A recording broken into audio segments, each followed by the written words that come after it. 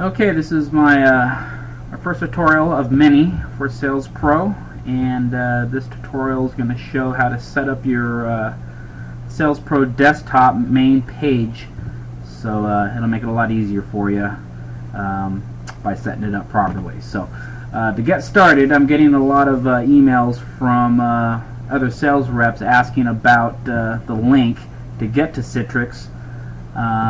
Basically, it's this link right up here on the top. Again, right there. Okay, that's the link you're going to type into Internet Explorer to get to the page I'm on right now.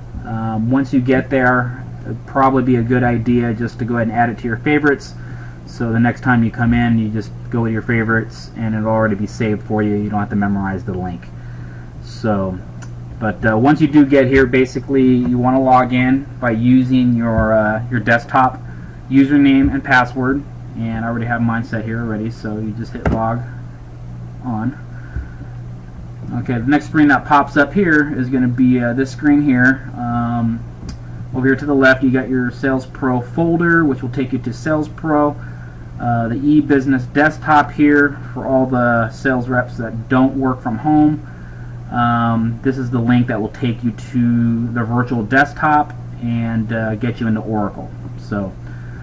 Some of you probably already know that, but if you're going to be working from home or on your laptop, this is how you would get into Oracle.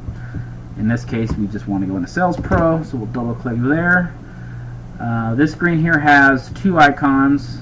This is your Salespro. That's the good app. That's the one that will take you to your desktop. This one over here is the UAT, is basically a training environment that was created. It's been quite a while now. About a year ago, I guess. This was mainly used just to kind of mess around with Salespro and practice and do all kinds of things that doesn't affect anything in real time. So I don't really think there's any need for that anymore. So just go ahead and click on your Salespro icon over here.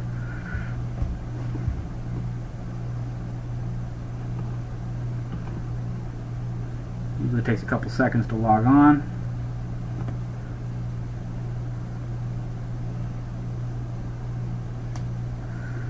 Okay, this is the first screen that pops up. Just hit OK. Okay, the next screen that pops up here is basically all the branches that you're allowed to quote out of. So for the most part, I don't believe most of you will have these branches.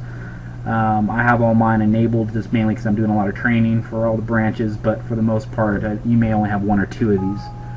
Oops.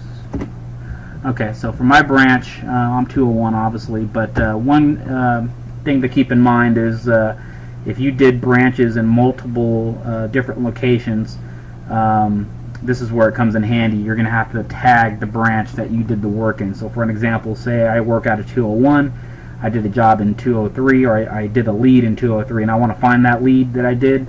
If I don't select 203, when I log on to 201, I'm only going to see the leads that I did in 201. So you got to remember that.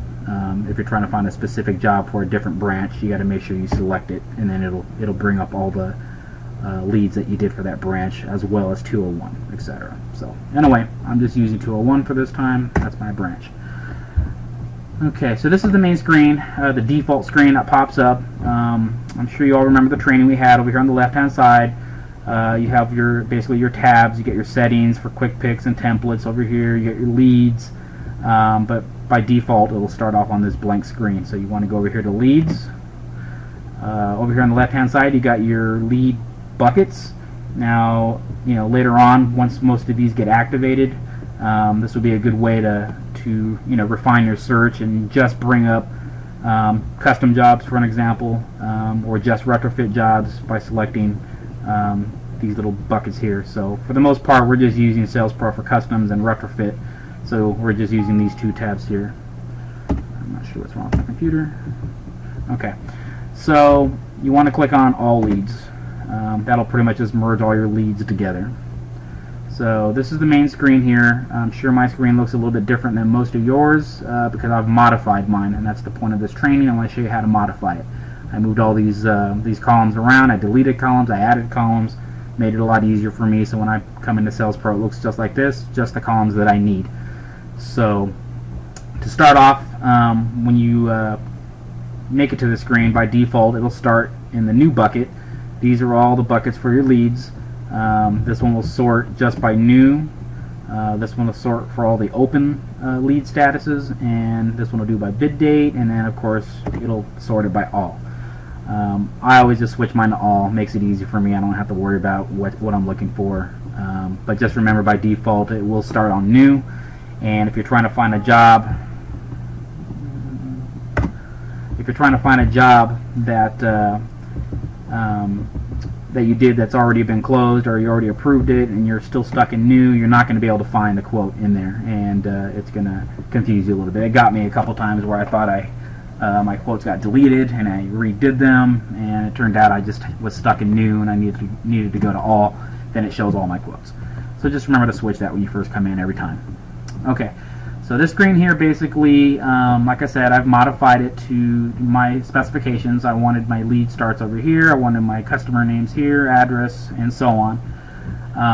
The way you do this basically is kind of like Excel, where you can kind of come up here on the top, and if you click on the mouse button you can move these around, relocate them to different areas, put them in order that you want. As far as adding or removing of these columns, you want to come over here to the right, and you right click on the white portion of the screen here and hit column layout. Now these columns are all columns that you're able to add to the screen, the main lead screen. So for the most part, most of these you're never going to use. So again, by default, Salespro has a whole bunch of them that are unnecessary, so I just removed all of them. So if you want to add a column, so say hypothetically you wanted to add the building type, you just click on the building type, pull it up here without letting go, and until you see the two little green arrows, and that's where it's going to drop it. So you just put it wherever you want to drop it and let go. So we'll put it there. And now you got the building type. So I don't need the building type, it just kind of makes my screen look congested, so I'm going to remove it. So if you want to remove a column, just click on it, come down to here and let go, and now it's removed. I don't need lead status either, I don't need description, and I don't need address. So for the most part, all you really need is the start date, which will sort your bids or your leads by date, by the date that you actually inputted them. The customer name, address, and product line. That's really all you really need. So if you come up here to the top and you want to sort your lead start dates by numerically, so you just click on it and it'll start by the lowest date or the highest date, so depending on what status it was in when you first started. So in this case it's going backwards, so I want to hit it again. So I want my most recent quote to be on the top, so now it's on the top, 625. I did that this morning. So that's one good way of sorting your leads to find a lead that you did recently, when you did yesterday or this morning. You can do it that way. If you know the customer name, you can sort by name by clicking on it. It'll put it in alphabetical order, and you just type the first digit of or first couple digits of the job that you're looking for, the builder name. So in this case I'm going to search for Mersal, so I'll put it M-U-R, and it'll take me right to that builder. So kind of comes in handy. Also works with address. If you know the address to the job and you want to put it in, just put the first couple digits. I'll put 325, and it takes me straight to that job. There we go. So I'll do 1710. There you go. So then it took me straight to that job. So, and that's how you do that.